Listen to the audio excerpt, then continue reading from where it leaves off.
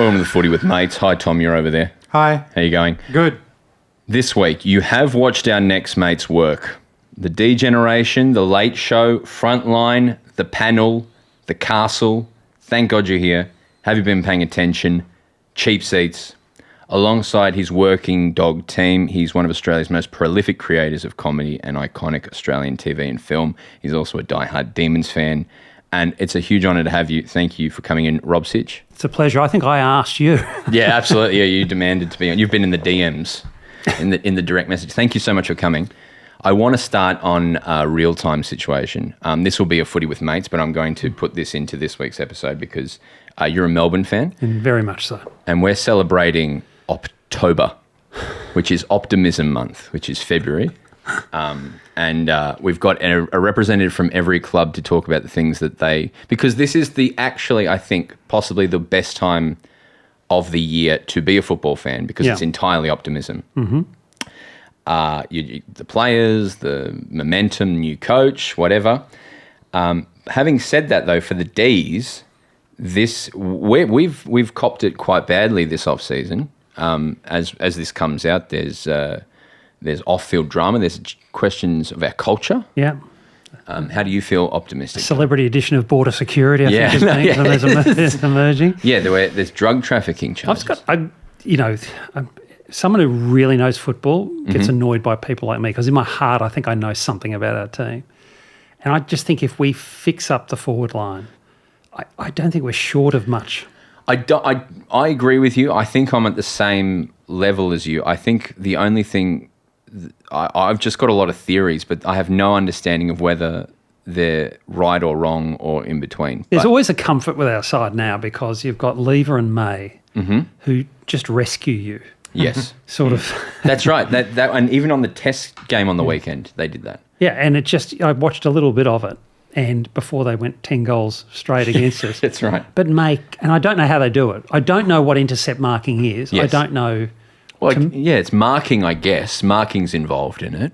But it makes the other team look unorganised for you to be in the right spot. That's right. And why did they kick it to that spot? I mean, May's hard to miss. Yes. But I think one of the things that I think everyone knows you got to have a back line, but I think it's the first time in years where you look out onto the field and go, our back line looks organised and it frustrates other teams. 100%. I, to be honest, about a month ago was really down on us. And I felt like as has been put out there a lot, is we might start to drop off. And then a few members of the Melbourne community who I spoke with really revved me back up. The truth is that we lost last year's 2 finals, which you were both at. How was that? By a collective, 2 points? Or it was less than a goal for one and 7 points for another? Not much. I invited Ben Lomas along. I heard Ben was working with us and he said, I don't have a ticket for Friday night. He was heading off to Holland the next day with his heritage. And I said, you won't believe it, but I've got 2 spare tickets. You can bring your 8 or 9-year-old son and Carlton. It's Melbourne. You can sit side by side. And it was all very cheery. And about 3 minutes from the end, I heard this little boy turn to his dad, to Ben and say, Dad, we're not going to lose, are we? And my heart was crushed. Yeah. And then they stole it from us. Yeah. And it was almost enough of a compensation to see this little kid's have a magic moment. Have a magic moment. My experience of that exact moment was we were in London going to Dublin for shows and we were at Heathrow and I was watching on my phone and it was going great. And then as we took off into the air, I was disregarding the turn your phone off thing and of course we lost reception. It's a quick flight. It's like Adelaide to Melbourne. Yeah, right. And as we're coming down, I get the phone out and turn it on and I legitimately get reception back on my phone just to see them get rebound and kick that goal. And I walked into Irish Customs just absolutely pissed off beyond furious. I was very upsetting.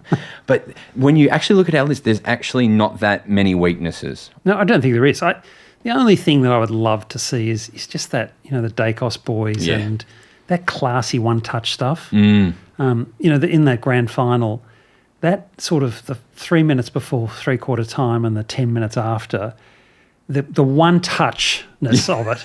So I'm one of the few people that own up to being at that famous final in Perth.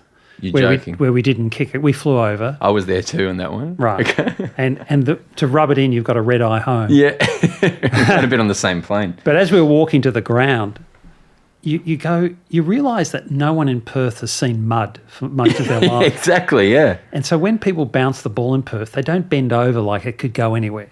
They just stand up proud, and there's something about the skills. Yeah. So when we went and won that grand final in Perth, to me it was Perth bouncing one-touch skills. Yeah. There's no dew. No, there was not it wasn't a Melbourne final. So I'm fascinated by this, and this is you can do a special podcast. You can cut this out. Yeah, no, I love it. I'm fascinated by people that are one touch, and I remember asking Jonathan Brown about Blackie, and he said he slept with a ball. Even on a bus, he had a ball. And then the Dacos boys, apparently Dacos' dad invented this game with blown up balloons. So you had to cradle. You couldn't grab at the ball. You can't, because it'll bounce out of your hand. And he came up with this. And you look at their skills and you go, that's exactly how. What chance does anyone else have when your father's Dacos, like training? That's incredible. Slight advantage. Who would you say in your lifetime of being a Dees fan? For me, I'll always just be Max Gawn is the best Melbourne player to ever play. And just from seeing him come in, being injury prone and working at a Pizza Hut and everything, to being the leader of our first flag. In your lifetime, who's going to... Just no question for someone at my age. It's Robert Flower. Yeah. I just saw hundreds... There's not enough footage of Robert Flower to truly tell the story. What is 270 games or something? But he in a way was the first like pound for pound modern player. He never grabbed a ball. He created... It was a beautiful mark. He marked above his height. He bounced the ball beautifully left and right-handed, so he had that ambidextrous look to him. He moved and dodged and weaved. He sort of had that Lockie Neal movement, but in this gazelle-like style. And there's a game that I ended up thinking, surely I've misremembered that. And it was a famous game, I think it was 82 versus Richmond. And the article that was written about it, stats don't often tell the picture, but 23 kicks, 16 marks, 4 goals to go some of the way. And he was on a guy on the wing when the wings were true. And I think of those 16 marks, he took 15 over the top of a wingman. Yeah.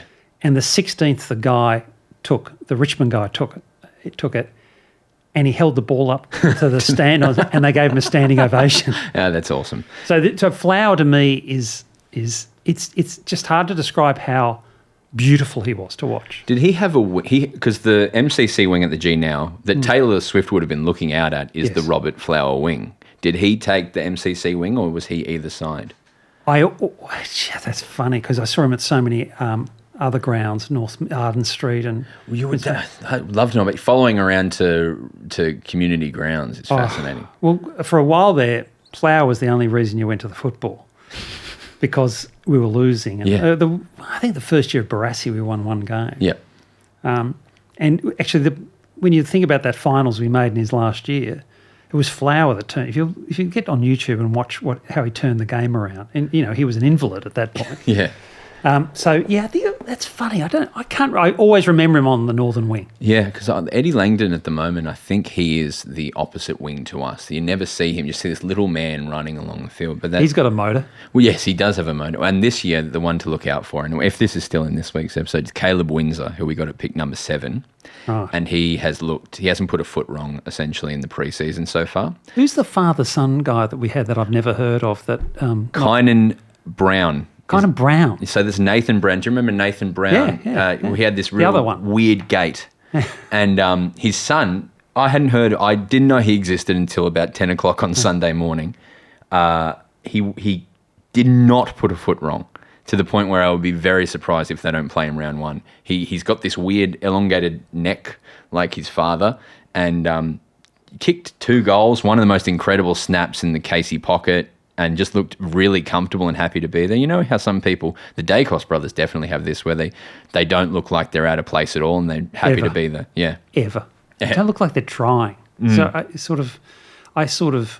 can't remember footy ever being easy. No, me neither. That's why I have this football in here. I try and ask every footballer I ever meet, like, Did you ever feel comfortable? Because I just, whenever I played, felt utter horror. No, my last game, I hadn't had a possession, and before I was off the bench every now and again, and I saw the ball bounce clear and a paddock in front of me to come down the other wing, and I'm going, I know how to handle this. That's what a way to go out. And as I picked up the ball, I got tackled by my own teammate. What? So the last thing I ever heard on a footy field was, sorry, Sitchy. Yeah, my memories of I feel like it was always in slow motion, like a dream. Absolutely. But no, that's great. Do you think we can win the flag this year, or where would you position? I always think you can. Yeah. To be honest, Collingwood was unlucky the year before to miss the grand final, and they were kind of lucky to get through less than a kick. Greater Western Sydney game, you'd have to say they were lucky to win that. I reckon Melbourne, we had double chances 2 years in a row. Yeah, would you? Seriously, it's if you can sort out that clean, if we can make our forward line look like that 10 minutes in Perth, we're a chance. 100%. What I've come back to, my mantra at the moment, is if you just get yourself to the position of the top 4, that's all you can really do, and then everything else has to kind of fall in place. And I had another thing, it's just like pet theories, like I'd know. If you've got who's the guy for Collingwood, Bobby Hill? Yep. Who just blitzed. What a day. Well, Cossie Pickett can do that. Yes. And so I always think when you've got someone like that in your side, they're always great to watch. You turn up happily. Obviously, we'll have to wait for round 2, is it, or 3? Yeah, that's right. Yeah, round 1, actually. I forget when. I think he got suspended, didn't he? Yeah, that's right, yeah. But there's a round 0, thankfully, they made for Cozzy, so he's not going to Sydney, but then he's back. There you go. Someone told me about the acting industry when I left acting school 400 years ago, that the industry is unfair, but it's consistently unfair.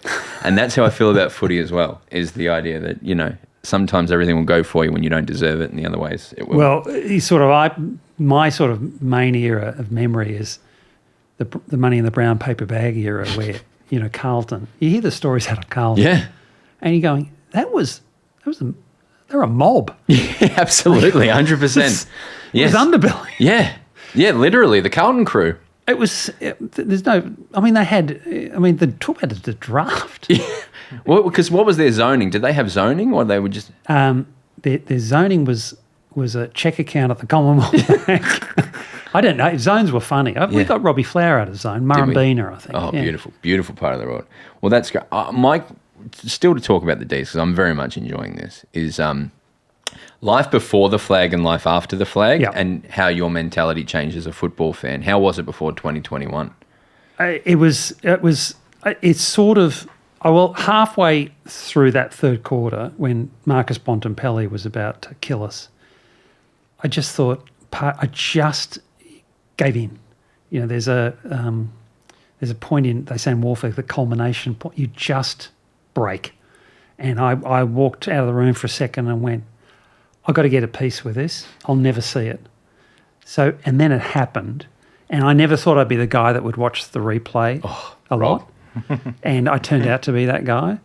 And then on the Sunday, I've spoiled the punchline, I'm watching when at the turning point, and I'm yelling at the umpire, and my wife says to me, it's a replay. Yeah. And for a moment, I realised it was daylight and it was Sunday. Yeah. But in my head, I was just living that horror that it would never happen again. Yeah. But of all the replays you can watch, some of them are scrappy, like the 1990 grand final, great for Collingwood. It's not a great rewatch for anyone else. Sure. That Melbourne Doggies final is just such a great game of footy. Beautiful. It was very, very nice. I was at this. I remember vividly thinking of my nana in that quarter when they kicked away, and Brian Taylor famously said that Bond was going to get the norm, which is Will Anderson's most hated moment of all time. Is the moment that BT said he'll get the norm when they win, because then it all turned from there. Don't get the norm. Yeah. Shush. Yeah. My mentality before that was that before they won, was that it's not about the wins, it's about the time you spend with your team, and they're almost like a family member. And then after it, what I've come to terms with in recent times is that the ego that you get from being a successful team is kind of not nice. It's nice to go to games and win, but there's something special about having a team, finding joy. That's why I feel like St Kilda fans are actually really great personalities. Yeah, I don't know. No, but they're good company. Yeah. Until 2021, I think we were pretty good company. Yeah, now our expectations make us a kind of a nasty crowd at times. You know that if you're on a WhatsApp group it's pretty unforgiving. Yeah, it is. The Dees have got unforgiving now. We have a bit of ego about us. It's funny, that night that we won, I sat up and watched the full replay again, and I think I was halfway through the second, and I've known Eddie Maguire for 35 years. We worked together at the original Triple M and all of this. And so, you know, I've lived through with him this whole Collingwood journey, and he was hosting the footy that night. And literally I'm sitting there late at night and I'm going, it's COVID. I'm going, how am I going to get the week poster? And so it was playing on my mind. And at 1:30 in the morning, I get a text from Eddie. Goes, you up? And I go, what do you think? He goes, I'm outside with a week poster. Oh, that's great. And it was COVID, so he couldn't. And he's literally standing in the street in the middle of the night, no one around, with the week poster. That's nice. You must have felt connected to the footy, like the television came to your house. I don't put up. I'm not a footy memorabilia, but the week poster it just makes it feel real. 100%. That's so good. Okay, well, why do you? In your career, I think, at least when we were making a show overseas, we had to move to America and made a TV show. And when I felt homesick, I would watch the panel on Saturday mornings, old panels on YouTube. Jesus. So you talking to Heath Ledger, or you like old. it was fun. It was a fun thing to do. But so that is to say that the work that you and your crew do is kind of iconically Australian. I feel like you have a good understanding of at least what your Australia is. And I'm curious to know what you feel like Australia's relationship to footy is and where it sits. So I find it amazing that in a one country with 25 million people, you can have 4 football codes with this absolute base core audience that's passionate. Yeah. And that's amazing. And I feel like AFL's a bit of the unstoppable force. Mm-hmm. It's just, you know, I went to Taylor Swift the other night. Did you? And you can't, a few songs off some of her lesser albums could have gone. I was sitting behind Craig McRae and I was about to lean over to him and goes, we get the runner out, do we, Craig? It was 3.5 hours, wasn't it? Yeah. And I didn't do that, by the way. I go, you thought about it. That would have been fun. Footy-based jokes. He's probably over them.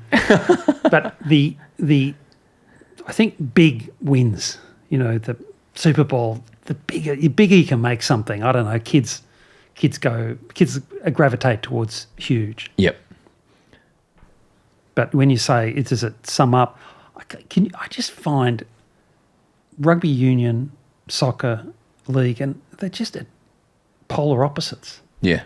They're polar opposites. The one thing I say is I've been to some really big NFL games in America, and I've watched Arsenal, and I think I've gone to, you know, big rugby union games. I don't reckon there's a game that affects you like AFL. I feel drained at the end of an AFL game. Yeah, I agree. We went to you didn't come. We went to the Giants Stadium, MetLife Stadium in rural New Jersey. And I've been there. Yeah, there's been talk this week about the car parks around the MCG. Have you seen this? Yeah, yeah. And that is just the polar opposite. Oh, my God. There's something about the way, and I don't know if it's deliberate or if it's just happened, but the way that the MCG is built in Melbourne as literally it feels like the heart of the CBD almost, and that everything is about getting to and from there has meant that it will always intrinsically be linked to Melbourne. Yeah. And it's really nice.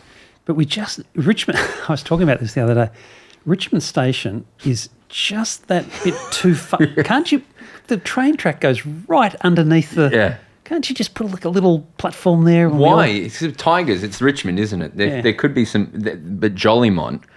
if you're out that way, Jollymont's perfect. You walk now, you get off, you walk straight. There's no bridge or anything. You walk straight past Norm Smith, and then you hit KB, Jim Steins, Coventry, and then you walk into the ground, and it's beautiful. Yeah. My father knew Norm Smith. Did he? Yep. So he knew them all. Did your father play? Yeah. So he's one of those. He was almost a great trivia question because he played in the 39 seconds premiership. When the 39, it's in the theme song, in the verse we never sing. Yep.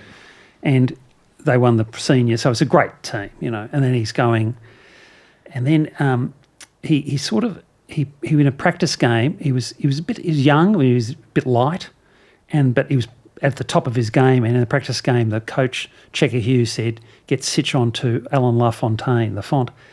And I'm going, what a story! Yeah. And how'd it go, Dad? He goes, "Didn't touch it, cut me to ribbons."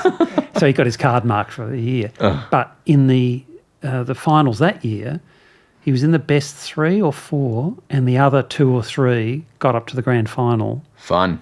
And the biggest disappointment for me is not that he never played a senior game, is that had he played a senior game, he would have played in a grand final and one game, had a premiership and only played one game. I think there's a few that have done it. Pickett, there's a but he went on and played more. Right. No, so what happened? Never again. Well, Second World War. Okay, right. Yes. Wound up, and so he went away for 4 or 5 years, and he came back at 26, and they wanted him back, and he goes, "I'm done," and I'm going, "You're 26." Yeah. But back then, 26 was like almost retirement age. You know? Yeah. On the other side of cricketers used to retire. I think they used to 26. You're done. You know, you're done. Really? Yeah, a lot of them. Paul Sheehan was a great Test player, and he retired at 26. Is it just because 26 was the 40 of the 40s? Well, they weren't paid. Yeah. And they had to get on. You know, often they had families by that stage. Yeah. Someone was pregnant, and it's like the IPL hadn't started, I believe. The auction. The auction. Yeah. I don't think the auction was well attended. So it was a sort of a different. But he didn't. He always thought he was lucky to have. But so he knew Ron Brassey Senior, and Norm Smith, Fred Fanning, and played all those sort of guys. But as more as a Zelig, Forrest Gump type. Footnote. A friend. Yeah, you won't see him in the stats. That's fantastic, though. What a cool connection to Melbourne. Yeah, no, he was.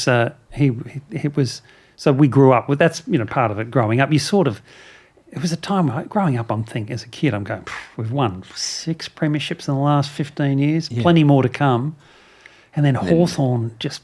I don't know, it was a rough period. How were you alive for any of them? I was 2. 2, yeah. So no. So you were full of character. I was ready to go. Yeah, that's great.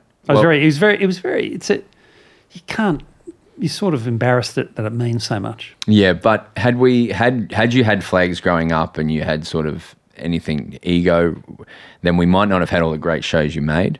So in a way, I'm glad we had to wait so long. So Rob, thank you so much for your time. Hey, I feel thrilled to be here. We must have you on. Feel honoured. Yeah. Think of Rob. Don't think of me. If Melbourne do well this year, just think of Rob having a good time. Don't worry. They're mad at me because I I know nothing about football, so just in case I sounded like... This nice man. Think of this nice man. Thanks, Rob. Okay, thank you.